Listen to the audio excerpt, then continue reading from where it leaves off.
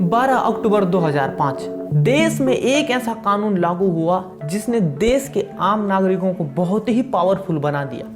एक ऐसा कानून जिसका नेतृत्व सिर्फ देश का एलाइट ग्रुप ही नहीं बल्कि एक मजदूर वर्ग भी कर रहा था।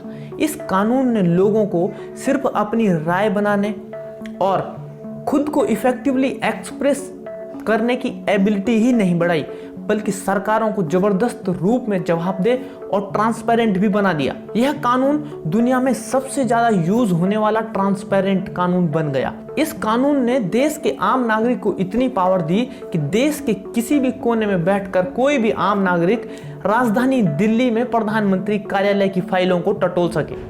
अब तक आप समझ ही गए होंगे कि आज किस मुद्दे पर बात हो रही है। आज बात हो रही है 2005 में बने क्रांतिकारी कानून सूचना के अधिकार अधिनियम की। लेकिन सवाल यह है कि क्या यह कानून आज भी उतना ही इफेक्टिव और पावरफुल है जितना कि यह तब था जब यह लागू हुआ था, और अगर नहीं तो क्या कारण रहे कि सत्ता में बैठी सरकारों ने, सत्ता में बैठी पार्टियों ने इसे कमजोर बना दिया, इसका गला घोंट दिया।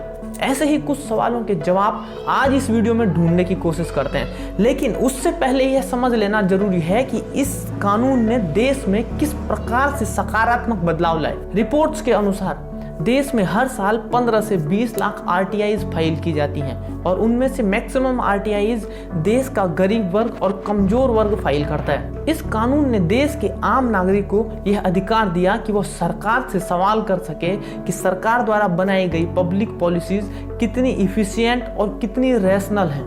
इस कानून ने सरकारों को पब्लिक रिसोर्सेज का मिसयूज करने से रोका। इस कानून ने गवर्नमेंट ऑफिसेज और एजेंसीज को बहुत ही ट्रांसपेरेंट और अकाउंटेबल बना दिया।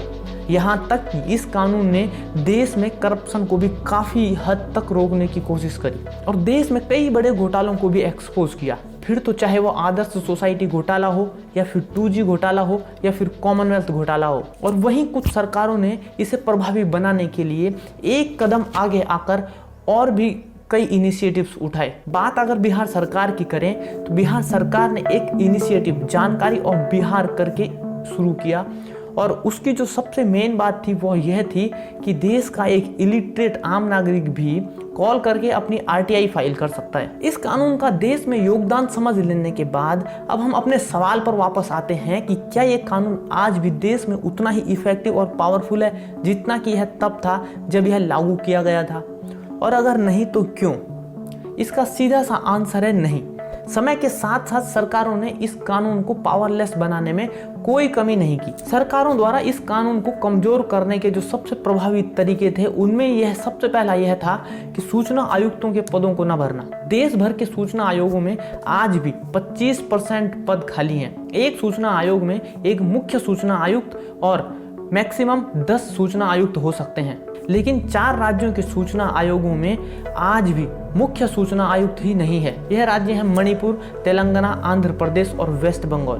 2 सूचना आयोग त्रिपुरा और झारखंड का सूचना आयोग पूरी तरह से डेड है क्योंकि यहाँ पर एक भी सूचना आयुक्त नहीं है, जिसकी वजह से देश में पेंडिंग आरटीआईज एप्लीकेशन समय के साथ साथ बढ़ती गई और आज भी 3.15 लाख आरटीआईज पेंडिंग है। जब सूचना आयोगों में आयुक्त ही नहीं होंगे तो सूचना देगा कौन? इसका जो दूसरा सबसे बड़ा रीजन रहा वह यह है कि टाइम लिमिट पर कोई भी पेनल्टीज नहीं लगाई गई। इस कानून की जो रीढ़ की हड्डी थी वह यह था कि इस कानून का जवाब एक टाइम लिमिट के अंदर देना होता है, जैसे 30 दिन, 60 दिन और 90 दिन की जो टाइम लिमिट होती है उसके अंदर जवाब देना होता है।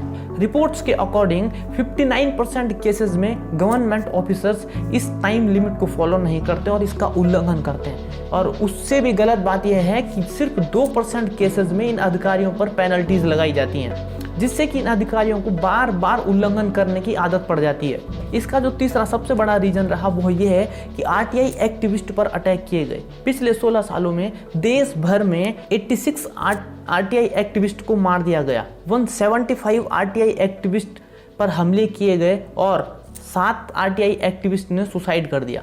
इस कानून के कमजोर होने का जो चौथा सबसे बड़ा रीजन है वो ये है कि आरटीआई एप्लीकेशंस को रिजेक्ट कर देना without any valid reason. Studies बताती हैं कि 40% आरटीआई एप्लीकेशंस को रिजेक्ट कर दिया जाता है बिना कोई भी वैलिड रीजन मेंशन किए हुए। ऐसे और भी कई तरीके हैं जिनके थ्रू सरकारें इस कानून को कमजोर करने की पूरी कोशिश करती हैं। कोविड-19 के टाइम पर पीएम केयर्स फंड को लेकर एक आरटीआई फाइल की गई और पीएमओ ने उसे रिजेक्ट कर दिया, यह मेंशन करते हुए कि पीएम केयर्स फंड एक पब्लिक अथॉरिटी नहीं है, जबकि पीएम केयर्स फंड को गवर्नमेंट ऑफ इंडिया द्वारा सेटअप किया गया है। इसके चेयरपर्सन खुद प्रधानमंत्री हैं और इसके ट्रस्टीज में वित्त मंत्री, रक्षा मंत्री और गृह मंत्री शामिल होते हैं। अगर देश के 4 सबसे बड़े पदों पर बैठे हुए लोग इसके ट्रस्टीज हैं, इसके मैनेजर हैं, इसको मैनेज करने वाले हैं, तो फिर इसे पब्लिक अथॉरिटी में शामिल किए जाने में क्या प्रॉब्लम है। पीएम केयर्स फंड की वेबसाइट पर क्लियरली लिखा हुआ है कि पीएम केयर्स फंड बहुत ही ट्रांसपेरेंटली काम कर रहा है। अगर पीएम केयर्स फंड इतना ट्रांसपेरेंटली काम कर रहा है तो फिर इसकी इंफॉर्मेशन रिवील करने में क्या प्रॉब्लम है। और जब पॉलिटिकल पार्टीज को भी आरटीआई के दायरे में लाने की बात की जाती है तो सभी पॉलिटिकल पार्टीज इसका पुरजोर विरोध करते हुए दिखाई देते हैं। अगर किसी भी पॉलिटिकल पार्टीज को जनता वोट देकर सत्ता में लाती है तो क्या जनता को यह भी अधिकार नहीं है कि वो पॉलिटिकल पार्टीज से उनके काम करने का तरीका पूछ सके। पॉलिटिकल स्ट्रेटजीज को छोड़कर बाकी चीजें तो रिवील कर ही सकती हैं पॉलिटिकल पार्टीज। दोस्तों, वीडियो का कंक्लूजन यही है कि सरकारें चाहती तो हैं कि पब्लिक एम्पावर हो सके, लेकिन सरकारें साथ में यह भी चाहती हैं कि पब्लिक इतनी भी एम्पावर ना हो जाए कि हमारी पावर्स कम होने लगे।